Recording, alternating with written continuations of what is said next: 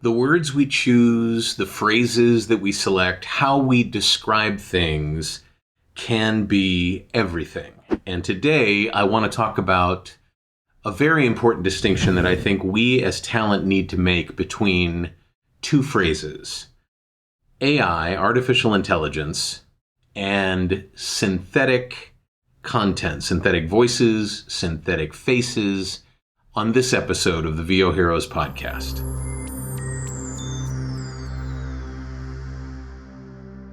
I get that talent everywhere is likely, at the very least, concerned, and in some cases, scared to death of synthetic voices and synthetic faces, the deep fake things that we see on YouTube and on the news at night, and that we're being presented with in our industry from companies like DeepZen and SpeechKey and so on, replacing human voices for things like audiobooks and IVR systems and even commercials, narration, other things. I can see how that would be stressful. But what's happening is people are using the phrase artificial intelligence as though it's interchangeable with the phrase, and I'm just going to deal with voiceover for right now, but the same thing is applicable to on camera. I don't want to keep saying synthetic voices and synthetic faces. So I'm just going to say synthetic voices. And the two are not the same. Artificial intelligence is a very general, very large, very broad category of applying technology to problem solving, to data analysis, to data gathering, data mining, machine learning. There's a huge, huge base of things that artificial intelligence helps us with and takes care of. And it is a technology that, much like others describe technologies as being neutral, neither positive nor negative, just the uses of them are positive or negative, artificial intelligence is, at least until Skynet becomes, aware, it is still a neutral technology. And what happens is we look at what's going on with companies that are either developing their own forms of synthetic voice creation, using human voices as modeling, using artificial intelligence and data analysis to make the voices better over time. And there's this collateral damage that happens with companies like, for example, Pozotron, that uses artificial intelligence, but not to create synthetic voices. In fact, we worked very hard to make sure that Pozotron made it clear that's not what they want to do, that they're using artificial intelligence to make their analysis of manuscript versus voice better to help proof material. And you see these arguments going on all the time online and even in person. I was at a meetup and these two guys were just screaming at each other about artificial intelligence. And what they really were screaming about was fear. The fear of being replaced by a digitally created voice. And it's not artificial intelligence that is creating that voice, oddly enough.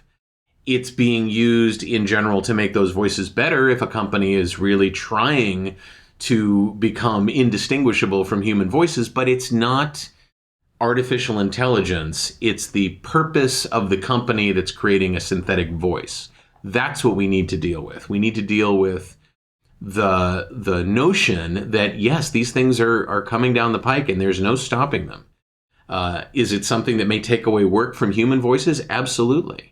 And it may do so in ways that human voices want. Like, nobody wants to be, Siri. Nobody wants to be Cortana. Nobody wants to be Alexa. You don't have the time to do that. Nobody has the time to sit there and talk through somebody's phone. You need a synthetic voice to be able to do that kind of, plotting, horrifying, long-term work. Now, do we want that for audiobooks? No. Do we want that for narration or commercials? No. But it's been happening in other categories for a long time. Things like toy voices. Say toy voices 6 times really fast. Or IVR, phone systems. There was a bit of a hue and cry in the 90s and the early 2000s when synthetic voices started to replace a human voice. I made most of my bones doing IVR work in the early part of my career.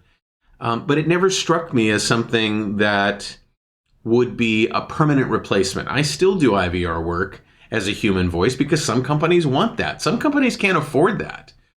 So my overarching goal with this episode of the podcast is to make sure that we make a clean distinction between the general technology of artificial intelligence and how it works in many, many ways on our computers, on our smartphones, in standalone devices, and the learning that goes on to make those things better, versus the one specific application of synthetic media, voices, faces, deep fakes, etc.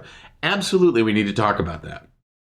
And I would be concerned if you weren't aware of the potential threat and competition to a human voice and a human face. I mean, you've seen Tom Cruise doing stand-up comedy that he never said. You watch the Anthony Bourdain, documentary where they synthetically rendered his voice, and that wasn't necessarily a function of artificial intelligence. It was just a series of code bases that listened to what he sounded like and then spit out a version of that was pretty indistinguishable from the original.